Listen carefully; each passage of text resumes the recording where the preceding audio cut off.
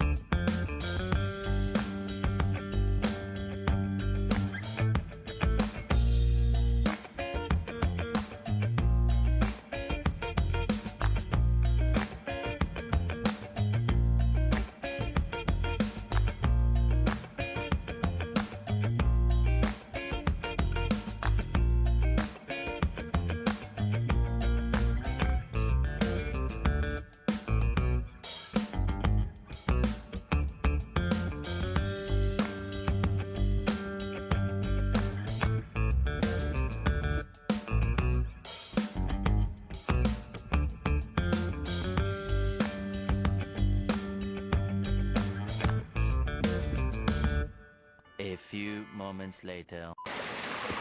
Welcome back to Fabrication 101. It's been a minute since I've been on here. We've been busy working on some kind of large projects, and the biggest one I've been working on is right here behind me. So a while back in a video, I turned the front of that 52 GMC truck into the start of my pond. I built a big filter mount and a place for the waterfall to start coming out of the grill. But for the last few months, this is what I've been up to. So I've been digging this pond, and so this is the main body of the pond right here.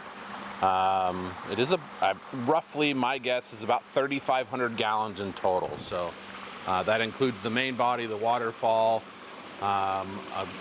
what's called a bog or a bog filter, and then my intake bay over here. So the water starts up there, starts in the truck, comes down. There is a kind of a bog filter in the making. I still need to put more plants in there, and then it comes down into this main body down here. And there are fish in here. Unfortunately, they're very skittish because they're kind of small, and I've just scared them all. And there's actually a couple big places they can hide. There's a fish cave right underneath here. You can kind of see it if the glare's not there. So there's a fish cave. And then there's another fish cave right up there underneath the waterfall. And this log here is hollow and goes all the way up to that rock. So they can actually get inside of there and hide from me. So there is, I think, 7 fish in here right now. 5 of them are koi, 2 are butterfly koi, and then there's 2 shabunkin. Shabunkin? Am I saying that right? Shabunkin? Shabunkin goldfish. They're kind of cool. They'll get kind of big. They're like white and orange, white with orange splotches on them. So over here, this is the intake bay. So there's underneath some of these rocks right about here is where my pumps are. There's 2 pumps in there. There's a 5,000 gallon and a 4,000 gallon per hour pump. So this pump or intake bay below the water line, even below the gravel, goes down about 3 feet, even below the gravel. So there's lots of water volume in here, and I did that so that if the water runs low, I don't have to worry about it not running the pumps or anything like that. The water can actually get really low in this pond before it starts to run out. I chose to go with this kind of setup, this intake-based style, because eventually I'd like to put some turtles in there. There's one of my dogs, Roxy. I don't know if she's getting in on purpose or falling in, but I'm pretty sure she's been in the pond at least 3 times. She tries to play it innocent, like she hasn't been doing anything, but I'm pretty sure she's come in the house a couple times soaking wet.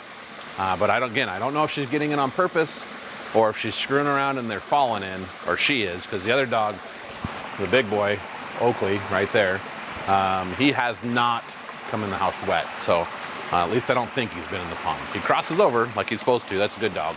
So anyway, so I got my intake bay over here. Eventually, like I said, I wanted to put turtles in here. I do have these kind of stepping stones to step across. It's a little bit of a balancing act if the rocks are wet.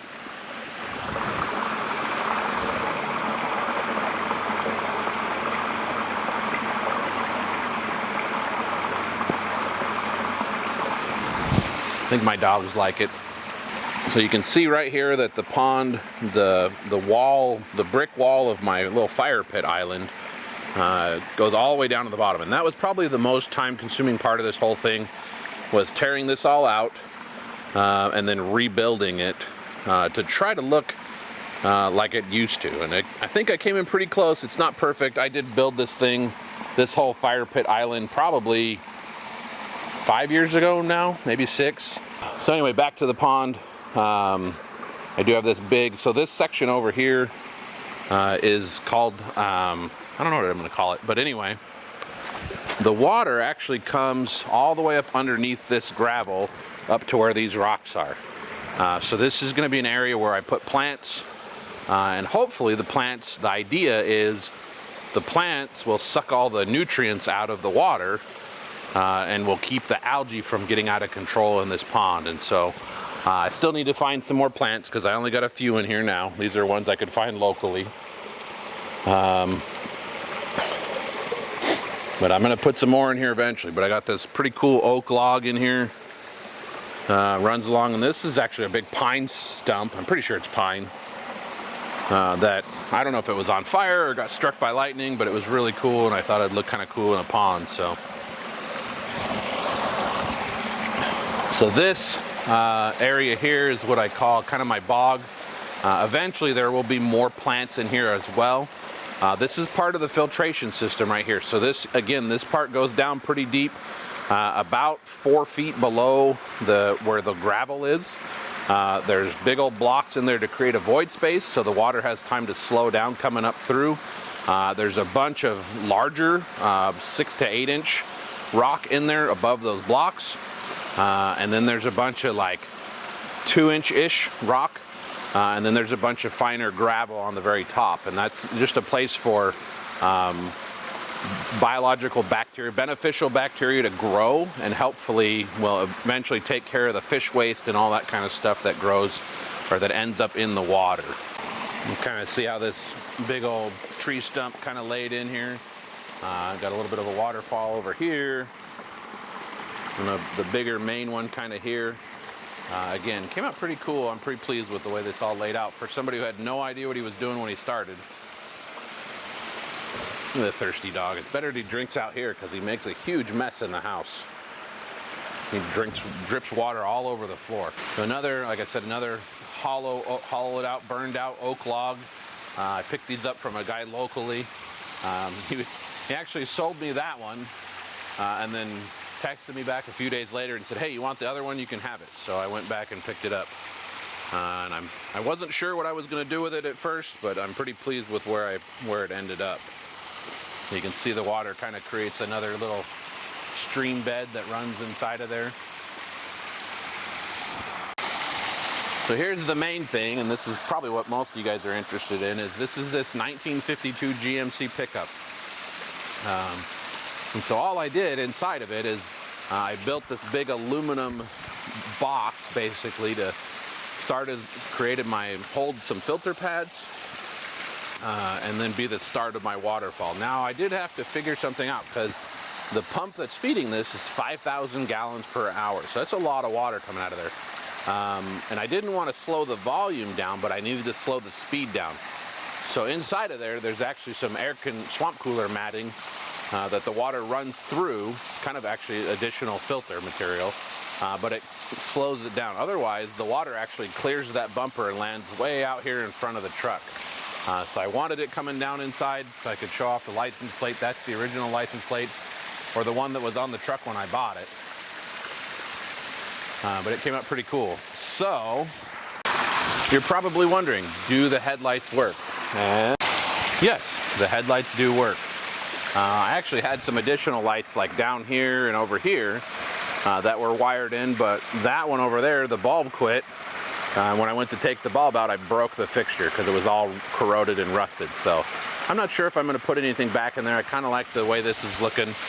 These lights are actually on a dimmer, so I can make them brighter or dimmer as it would, because honestly, if you're sitting out here on the patio, you wouldn't want to have these bright headlights shining in your eyes. So the way I wired these is I used regular headlight plugs, so they're just wired like they normally would be, and they're just wired to a 12-volt battery. So if you come over here and look, and this is kind of a mess, I still need to clean this stuff up, but you'll see there's a battery sitting there, kind of dark. This is a controller for a solar panel. This is a timer that quit working and I just haven't taken it out of here yet. But if you look up here, there's a solar panel that sits on the other side of my fence, just kind of so you don't see it quite as much.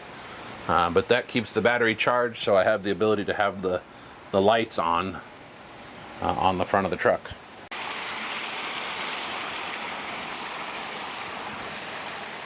So a couple other things about the pond. There are 9 sets of lights in this pond. There's 6 down in the main pond. There's actually 1 right here underneath this waterfall. There's 1 kind of in the middle of that stream, and then there's 1 kind of up there pointing at that truck. So it lights it up really nicely at night, makes it really cool. Hopefully, I'm going to try and come out here a little bit later and see if we can get some nighttime pictures of this and see what it looks like. It has been raining quite a bit this afternoon, and we got quite a bit of storm coming in, so I don't know if I'll be able to. We'll see. Anyway, that's the pond. That's where I've been the last couple of months. I started the digging part in early May. I did have kind of take a break for almost a couple weeks while I waited for the new liner to come in. But I spent most of my summer, most of June and July, working on this thing, and I'm pretty pleased with it, pretty proud of it. I think it came out really good. And we'll see you next time on Fabrication 101.